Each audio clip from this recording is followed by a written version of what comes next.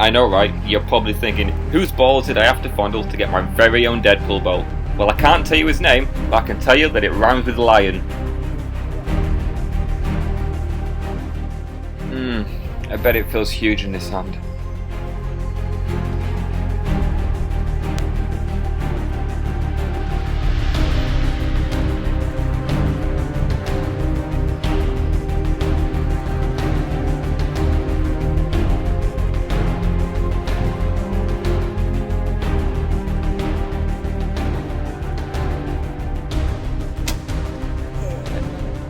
Oh my god, it's a superhero pose!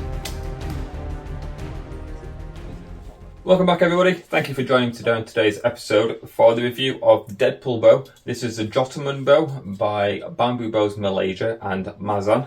Very kindly sent to me by Brian over at Ambidextrous Archery. Huge shout out for this, massive thank you, and for the t-shirt as well. Now, this bow we took to Forest Bowman for a competition for a 3D shoot that's around there. That was the first time that I was unboxing the bow. It's the first time I'd seen the bow. I hadn't opened it at home prior to going shooting, so it was quite exciting to take a bow that I hadn't seen, never shot, and take it to the competition and see how we fared with it. And what better way to test the capabilities of a bow than to shoot it at a competition right out of the box. So before I get you guys to come with me and I take you through to the woods and okay. So before I take you guys off into the woods and I show you how I got on with this bow and give you my experience shooting it and my opinions on the bow, let me just dive into the specifications whilst we're here at home. Now, the bow is a Korean and a Ottoman design. It's got Korean tips and it's got the Ottoman Turkish body, if you like, here as well. Hence the name Jottoman that it is being dubbed, or aka the Deadpool Bow, which is purely just because it's red and black. Now, the max draw of this bow is 31 inches. It is quite smooth to draw back. It is just fiberglass, there's no laminations in here, and it's just covered in birch bark on here as well. Now, this bow is available from £20 up to £45 of draw weight at 28 inches. If you used to order £45 at 28 inches, you're looking at about £55 at max draw from this bow, and the minimum grains per pound GPP for this bow is 7 grains per pound. Now, I will say you will get a lot of hand shock with the 7 grain arrow on this. Brian has very kindly rewrapped this handle on here for me prior to it coming into my possession. Now, I was using quite heavy arrows with this. I only took, where are we? Let's have a nosy. I only took these arrows with me, which are the new Journey with arrows, which we were just putting through the mill and giving them, nice little logo on there, giving them a run for the money and testing them out, making sure that these are not going to be exploding and they fly true before they're ready for you guys at home. So I was using these. These are for the Griffin, which is this middle one here. And the Griffin is £52 of draw weight at 30 inches, and this bow is only £32 of draw weight at 28 inches. So they're a little bit heavy and a little bit stiff for this bow. In theory, that should mean that they should sap out some of that hand shock, but yeah, that wasn't the case. Now, obviously, we are back here after having shot in the woods, so you'll see the trials and the tribulations that I had with this bow.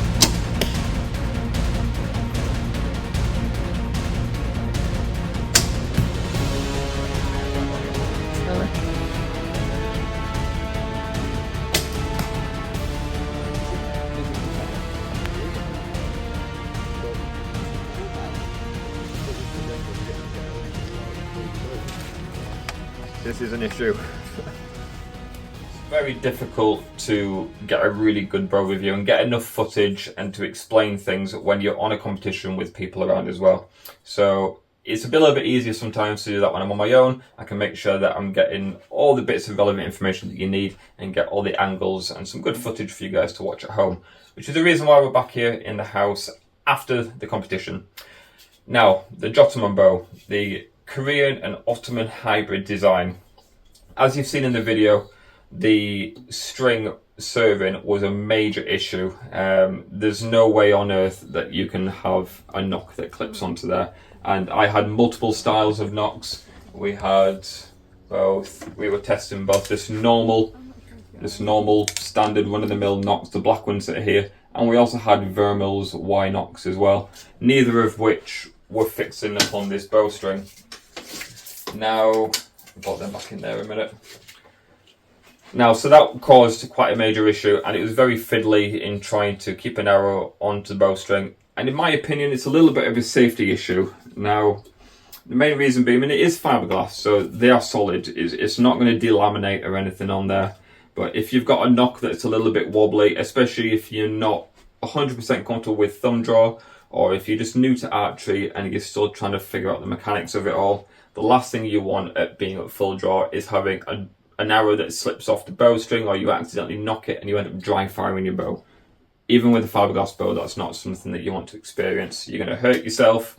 Obviously, you might wear an arm bracer, but even still, I've worn arm bracers before now and had bows that have delaminated and hit me across the side of the hand and all sorts. It's not a pleasant experience. And if the arrow's going to shatter in your face or by your hand, that was something that needs to be amended.